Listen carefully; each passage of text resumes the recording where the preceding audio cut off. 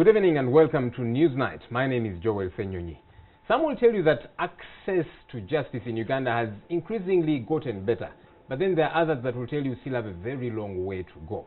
And among those that say we still have a long way to go, there are others that will tell you women especially, they suffer a bigger brunt, if you like, of the burden of trying to access justice as opposed to the men. Let's try and understand this. I have here with me Justice David Batema. He's a resident judge sorority. I understand he's a feminist too. Am I correct? Oh yeah, you're right. All right, there you are. So you have been a part of writing a book, the Gender Bench book. And you are saying, look, women are suffering a lot more than the men trying to access justice, and you are trying to reach out to them, telling judicial officers what they can do better. Yes. Help me understand. My understanding is, as people try to access justice in this country, everybody does suffer. The men suffer too. Justice in this country is expensive. You need to hire a lawyer. You need money. That's why there's so many people on remand, etc., etc. The process is slow for them. Not just the women, but the men suffer too. But you're saying the women suffer a lot more. Help me understand that. Thank you, Joel. You know, access to justice can be looked at three levels. In terms of the laws, in terms of the facilities to administer justice, and in terms of the communities where the disputes come from. The laws we inherited from the colonial masters are couched in a non-gender responsive manner.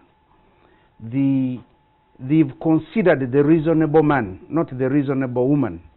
So when the woman comes to court, when the females come to court, there are set standards on which to interpret the law as delivered by the colonialists. Maybe in sexual offenses, could be in marriage and divorce, it could be in terms of owning land. So they come with those double standards. They are not seen as victims, they are seen as suspects. So there they get a raw deal. If it comes to administration of justice, the training and orientation of the lawyer will inform you, unless somebody has done a course in gender and the law, or which is an optional course, or women's law, you might find that you are an accomplished lawyer who knows nothing about gender equality. As far as the Constitution is concerned, it's only recently, in 1995, that we had a Constitution providing for gender equality. So we have got judicial officers who are young, who are old, but they've never handled cases of access to justice, gender equality. Yes, when it comes to the communities, when it comes to the communities, we are largely patriarchal. It's a male-dominated society. The customs, the traditions, the religion are all patriarchal, putting the man above the woman. The man is superior, the woman is inferior. What examples can you give related to the judicial system so that our viewer can understand? Because you seem to be saying there should be certain special considerations for the women in regard to the judicial system. Out there, clearly Uganda is still a patriarchal society, the way we do things and so on, but bringing it now to the judicial system. Now, let me bring the patriarchal system to the judicial bench. You are raised to say, big boys don't cry. You are taught how to walk, how to eat, how to sit, as a boy or a girl. Those barriers, those garbages you carry to court, you carry to the law.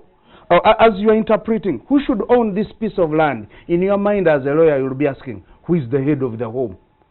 And your custom, your religion, your tribe will be informing you. And then you'll be looking at the Constitution saying, a man is equal to a woman. How can they be equal in the family?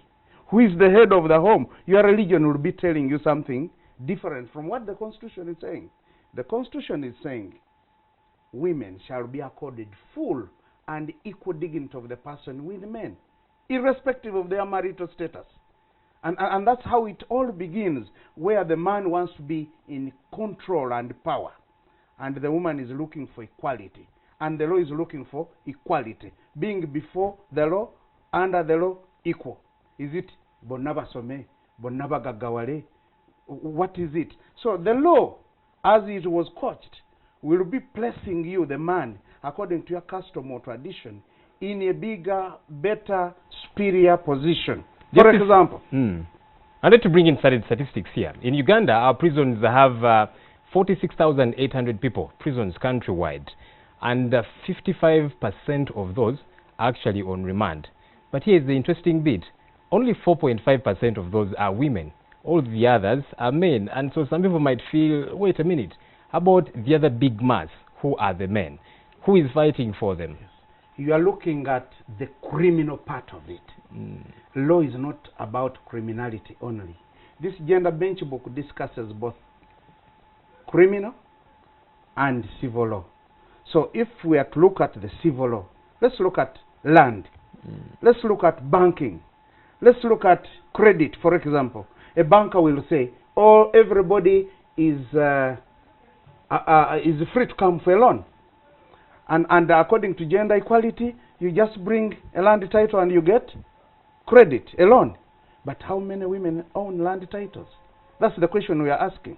Where is the gender equality? You have given me equality before the law, but in practice I cannot access the loan because I don't have the land title. The law of adultery is saying a man commits adultery if he sleeps with a married woman, not being his wife. But if he sleeps with other women who are not married, that's not adultery. Thank God that was struck off our law books. Not yet struck there off. There is a case to that effect. Leave alone case law. We are talking about the laws it is on the books. The same law will say a woman commits adultery if he has a sexual affair with any man, whether married or unmarried, as long as that man is not the husband. Now, it is the work of the parliament to amend that law. It has not been amended. So this gender bench book is teaching the judicial officers how to go about such laws that have been declared unconstitutional, but parliament is yet to amend them.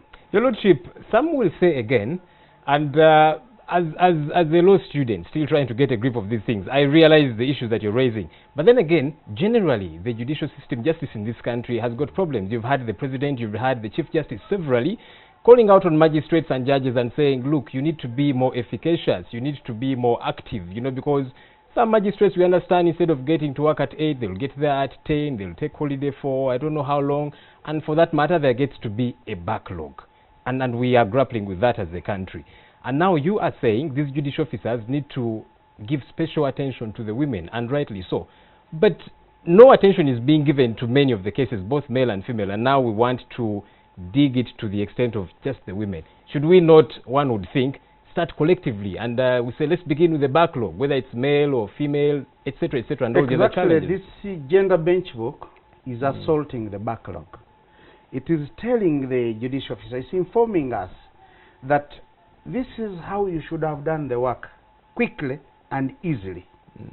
Throw away the customary baggage, throw away your religious biases, throw away this, so that in a short time you are able to do 1, 2, 3 cases. You are focusing on substantive justice. This gender bench book is aimed at arming the judicial officers with the tools of work, tools which will lead to excellence. It's not that it's discriminatory. No. In effect, it is an affirmative action given to the judicial officers to say, this is the best way you can treat what the areas where the law is archaic, where the law does not measure up to the Constitution of 1995. This the way it has been done in London. This is the way it has been done in America, in South America, in Namibia. Don't go around reinventing the wheel. If you are to reinvent, it should be for purposes of effectively delivering justice. That's what we have been lacking. So the gender bench book is aimed at giving the judicial officers substantive knowledge, tricks and tools of interpretation, and then working on their empathy, their sympathy, their attitude. All right. The Honorable Justice David Batema, thank you for talking to us, and we hope that things will get better. We are launching the book tomorrow at Protea Hotel. Please be there. NTV will certainly be there. Thank you for talking to us. Thank you. And that was Newsnight.